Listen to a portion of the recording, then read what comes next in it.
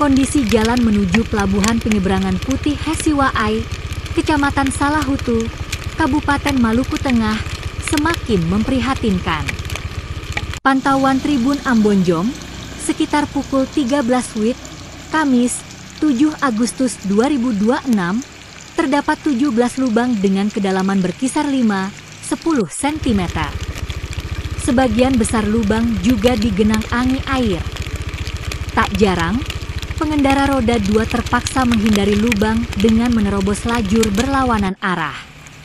Selain itu, pengendara roda 4 juga harus menurunkan kecepatannya.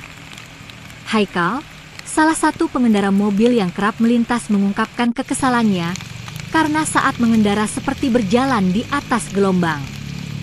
Selain itu juga, akses jalan ini diketahui sudah bertahun-tahun rusak dan belum diperbaiki.